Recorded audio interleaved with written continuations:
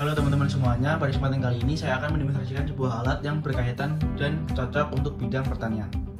Nah, ini alat saya buat untuk mempermudah bagi teman-teman sebagai pelaku usaha di bidang pertanian. Nah, alatnya itu seperti yang ada di depan saya, dan alat ini itu fungsinya secara umum dan utamanya itu sebagai monitoring dan juga controlling dan juga otomatisasi. Nah, seperti apa? Untuk penjelasan lebih lanjutnya, bagi teman-teman yang belum subscribe, silahkan subscribe. Bagi yang penasaran, mari kita lanjutkan. Di alatnya sendiri, di sini terdapat satu buah saklar untuk mematikan dan menghidupkan alatnya. Nah, di sini terdapat lubang jack adaptor dan juga adaptor itu sendiri. Nah, lalu di sebelah sisi kanan ini terdapat soket-soket di mana untuk menghubungkan sensor-sensor sebagai output dan input yang akan diproses datanya melalui alat di sini. Nah, selanjutnya di bawah ini ada soket banana, di mana ini untuk mengeluarkan output yang berupa tegangan yang nantinya akan digunakan untuk menggerakkan atau menghidupkan pompa. Di sini saya menggunakan dua pompa sebagai contoh, dan sebenarnya ini tidak berpaku atau terpatok hanya dua pompa saja. Tetapi untuk memudahkan demonstrasi pada kesempatan kali ini, saya akan hanya menggunakan beberapa sensor dan hanya beberapa pompa.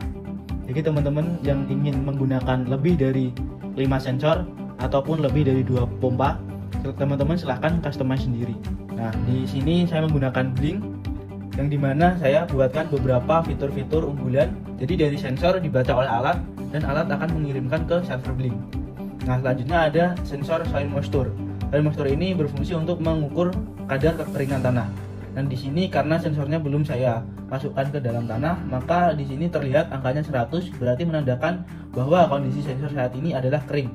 Dan oh ya, TDS ini berfungsi untuk mengukur larutan yang ada di dalam air, seperti contohnya obat-obatan yang akan disemprotkan atau dimasukkan ke dalam tanaman nanti. Untuk penjelasan terkait dengan cara kerja dan fungsinya, saya akan jelaskan di selanjutnya. Nah, jadi saya akan menjelaskan terkait dengan tampilan dari website tersebut dan juga interface-nya. Selanjutnya di sini ada temperatur, yang dimana temperaturnya saat ini menunjukkan 26 derajat Celcius. Nah, lalu di bawahnya ini terdapat humidity atau kelembapan. Di sini menunjukkan 66. Nah, karena di sini saya berada di ruangan ber-AC dan karena ruangan di luar itu sangat berisik, jadi saya memutuskan untuk membuatkan video demonstrasinya di dalam ruangan. Tapi ini tidak berpengaruh dan tidak ada masalah. Nah, selanjutnya di sini ada input TDS, input moisture, input temperatur, dan juga ada input humidity. Nah, input di sini fungsinya untuk memasukkan rentang data atau batas ambang minimum atau maksimum. Nah, seperti di TDS meter ini. Nah, ketika saya menanam seledri, nah seledri itu ini sebagai contoh ya, seledri itu semisal membutuhkan 200 ppm atau satuan dari TDS meter tersebut. Nah, maka ketika di sini nilainya kurang dari apa yang saya inputkan di sini, maka pompa tersebut akan menyala. Nah, sama juga seperti moisture meter atau sensor kelembapan tanah. Ketika kadar keringnya misal saya setting di 80, nah maka ini kan 100 ya, maka ketika sensor mendeteksi kurang dari lebih dari nilai yang telah ditentukan, maka sensor buzzer akan berbunyi dan pompa akan hidup. Nah, seperti itu. Selanjutnya ada temperatur. Ketika nilai batas ambang atau nilai inputnya dimasukin semisal 30, nah ketika nilainya lebih atau di sini nanti lebih dari 30, maka buzzer atau alarm akan berbunyi yang menandakan bahwa kondisi di greenhouse atau di taman tidak sesuai dengan apa yang telah kita inginkan. Seperti itu. Dan di sini ada transfer data. Maksud transfer data di sini karena project aplikasi Blink, project ini menggunakan aplikasi Blink. Di sini itu ada limit untuk mengirim pesan dari alat ke websitenya. Nah, maka dari itu ketika ini saya matikan, maka sensor-sensor di sini itu tidak berjalan secara real time, teman-teman. Nah, mesti teman-teman ada yang bingung kan, loh, kok nggak real time, terus gimana cara mengatur atau melihat nilai data sebenarnya? Nah, ketika teman-teman berada di dalam greenhouse, nah teman-teman kan bisa melihat alatnya, di mana alatnya itu di sini terdapat LCD, teman-teman. Nah, di sini terdapat LCD ya. Nah, di LCD ini juga terdapat nilai TDS, nilai sayur moisture, dan juga kelembapan atau nilai sensor DHT. Nah di sini juga ada ini juga tanggal dan bulan dan jam, menit, detik dan seterusnya teman-teman. Nah, kalau teman-teman berada di dalam atau di dekat ruangan yang kemungkinan digunakan untuk lahan pertanian, teman-teman cukup melihat dari alatnya. Nah, tetapi ketika teman-teman berada di luar kota, teman-teman bisa mematikan transfer data ini. Nah, atau mematikan ya. Ketika saya matikan, nah maka nilainya nanti akan berubah. Nah, ini kan berubah nih, ini real time teman-teman. Nah, tetapi ini untuk limit pesannya ini akan bertambah nanti. Dan di sini untuk batasnya itu 30.000. Nah, maka dari itu saya matikan untuk menghemat karena saya ada di sebelah alatnya di mana saya bisa melihat dari tampilan LCD. Nah, di sini ketika relay saya pencet on, maka relaynya ini akan menyala selama 5 detik. Dan nanti akan kembali mati setelah 5 detik menyala. Nah, kenapa saya buat begitu? Karena dari alat ini itu kan Internet of Things dan itu tentunya juga tergantung pada koneksi internet. Nah, ketika saya nyalakan on, ketika ada kendala internet, nah tentu saja itu kan tidak bisa dimatikan. Nah, nanti malah membuat greenhouse itu banjir atau bahkan bisa membuat tanaman itu rusak. Maka dari itu untuk mengantisipasi, saya menggunakan atau memilih logika di mana ketika ini di-on-kan, pompa akan menyala selama 5 detik saja. Nah, ketika dirasa kurang, maka sensor juga akan menyalakan kembali selama 5 detik. Maksudnya kita bisa menyalakan kembali selama 5 detik kembali. Seperti itu. Sama juga seperti relay pada moisture. Nah, untuk penerapan dan penempatan alat-alatnya dan perangkat-perangkatnya nanti saya bahas setelah ini ya. Nah, ini adalah otomatis. Nah, ini adalah otomatis. Nah, dimana ketika ini dinyalakan, maka kita tidak bisa menyalakan relay TDS dan juga relay moisture secara manual.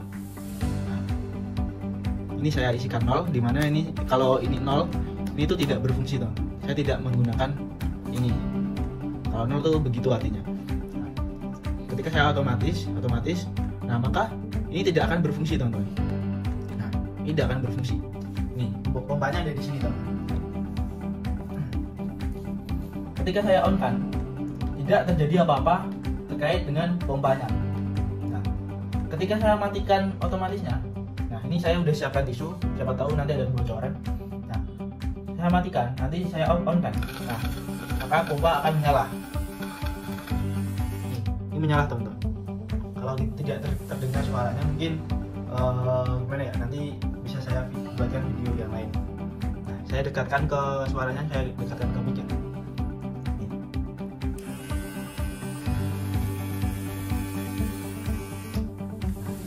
Nyala selama 5 detik. Ketika dirasa kurang, teman-teman bisa menyalakan 5 detik secara kembali. Nah, ini ya. Ini gerak-gerak tuh. Nah, ini bisa dinyalakan secara berturut-turut teman-teman. Nah, selanjutnya di sini ada relay moisture. Relay moisture tuh yang pompa yang ini teman-teman. Jadi sama lah kurang lebih seperti itu. Nah, di sini kan saya akan mendemonstrasikan terkait dengan input TDS. Nah, di sini kan nilai TDS-nya itu adalah berapa ini? Saya matikan dulu. Nah, nilai TDS-nya itu 393. Nah, kurang lebih seperti itu kan. Nah, di sini ketika saya isikan 300, ini tuh atau 600 deh, 800. Dan di sini saya isikan 80. Ketika di sini saya isikan 800, ini tuh seharusnya bunyi teman-teman. Nanti ada buzzer dan pompanya itu harusnya bunyi. Dan ini juga karena nilainya yang ada di sensor melebihi batas yang telah ditentukan. Tetapi logikanya terbalik dengan yang ini. Nah, batas nilai yang kita tentukan kurang dari nilai TDS atau nilai sensor. Nah, kenapa ini kok nggak bunyi? Alarmnya tidak berbunyi. Nah, alarm pada alat kenapa tidak berbunyi dan pompa tidak hidup? Karena kita menggunakan mode manual, yang dimana kita harus mengontrol secara manual. Tapi kalau kita nyalakan otomatisnya, nanti buzzer dan pompa akan berbunyi. Kita coba.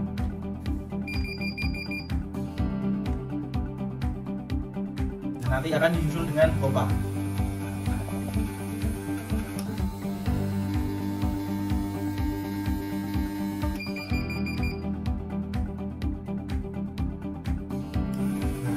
dia akan menyala 5 detik secara bergantian.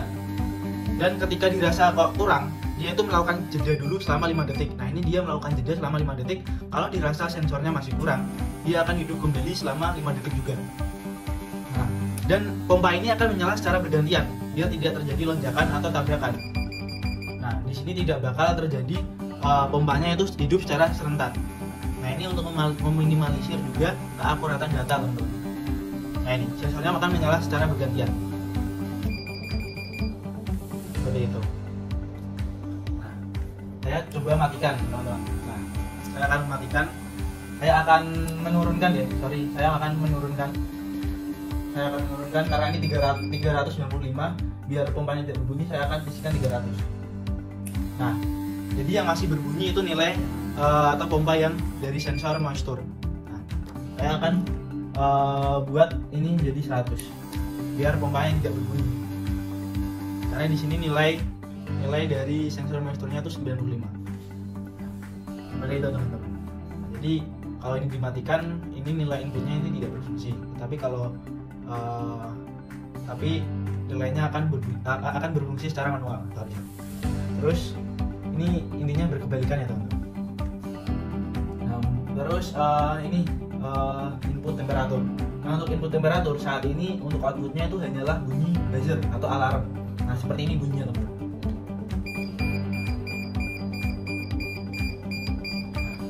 Di alatnya itu terdapat buzzer, jadi akan berbunyi seperti itu.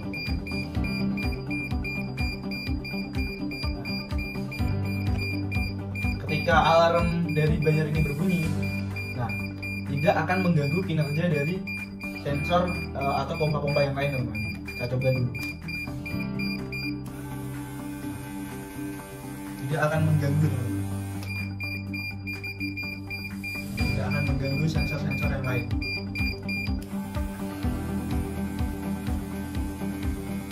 Oke, teman-teman, intinya seperti itu ya. Sekarang 300. Ini kan biasanya kan suhu yang paling banyak 30, teman-teman. Nah, jadi ketika suhu yang aslinya itu lebih dari nilai yang telah kita tentukan, yaitu 30 derajat Celcius, maka alarm akan berbunyi. Seperti itulah, teman-teman. Jadi untuk penempatannya nanti kurang lebih seperti ini ya. Kita lanjut untuk penempatannya. Nanti untuk pembahasan program nanti kita bahas di akhir. Nah, untuk penempatannya seperti ini, terdapat nutrisi, lalu terdapat. Nah, jadi nanti gini. Ini kan di sini kan ada 2 pompa kan. Nanti untuk pompa yang TDS, jadi itu yang ini kan, nanti dimasukkan ke obatnya yang ini, yang warna biru. Nah, nanti yang untuk pompa ketika tanah kering, nah nanti dimasukin pompa yang moisture ini di sini. Nah, jadi di pompa TDS nanti masuk ke air biasa, air yang telah dicampur dengan obat. Nanti ketika dirasa ppm-nya kurang, maka alatnya akan mengolah secara mandiri untuk obatnya. Nanti ketika tanah kering, maka tanaman ini akan disiram melalui air yang sudah diolah atau sudah ppm-nya sudah memenuhi dengan standar, yaitu standar yang diisikan di alat ini, teman-teman. Nah, jadi kurang lebih seperti itu.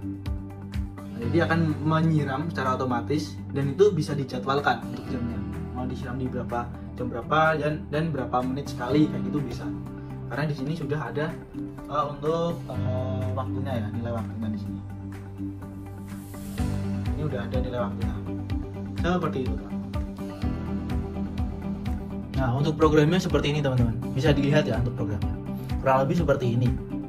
Nah, di sini ada beberapa logika dan algoritma yang saya gunakan.